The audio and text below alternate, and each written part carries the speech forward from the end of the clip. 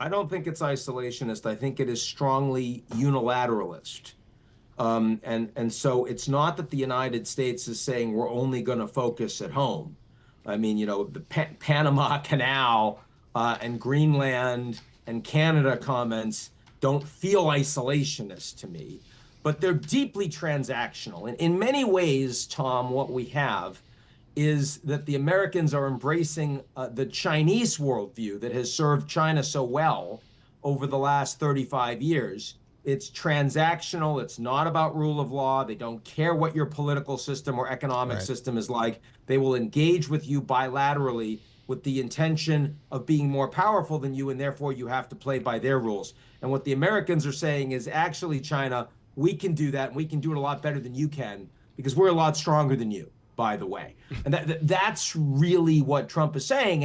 And it does come at a time when America's adversaries, Russia in deep decline, Iran having lost their empire by proxy, the Chinese in the worst economic conditions since the 90s, maybe the 70s, are particularly weak. So it's an interesting moment to try this experiment. A lot of things are probably going to break as a consequence. The thing out there, Dr. Bremmer, is the only way this is going to get solved is the humility of a war. Discuss that. Is that what it takes to get away from the madness we're living in right now? I think in the near term, we're talking about damage control. We're talking about countries and companies on defense. So, a lot of them are hoping that they just don't make headlines. Others are trying to figure out what they need to do proactively to kiss the ring.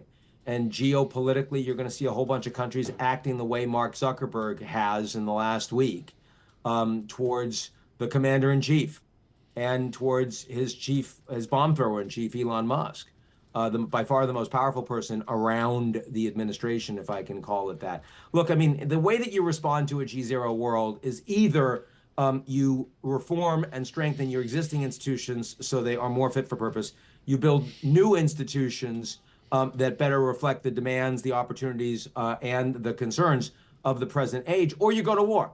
And I can give you examples of all three. All three are happening. We are strengthening NATO right now. We are creating new institutions, the Quad, the Chinese are building Belt and Road and the BRICS, and, there are other examples. Right. But the most energy is going into more conflict. The most energy is going into more war. And again, that is not geopolitically sustainable. So I think, your advice to other countries right now, given the power imbalances and Trump coming in and how consolidated his authority is inside the United States compared to 2017, where, he was riding the Republican Party's coattails, his administration felt very different. Not this time around. He's the guy, is that they have to recognize they're playing defense.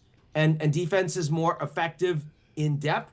It's more effective if it's strategic, if you're not just, reacting to the latest headline, and it's more effective in numbers. In other words, the EU is better off than, say, the Mexicans because they can act collectively. And to the extent that other countries are capable of doing that in defending the things that matter to them, both in their own countries, but also in terms of international architecture, we will all be better off. By the way, Trump is going to get a lot of wins in the next year. But unlike Xi Jinping promoting a Chinese worldview, Trump doesn't get to do this for 20 years. He gets to do it for 4, assuming he's in good health. And then he doesn't anymore. So long term, the United States unwinding its own institutions does not strike me as strategically smart.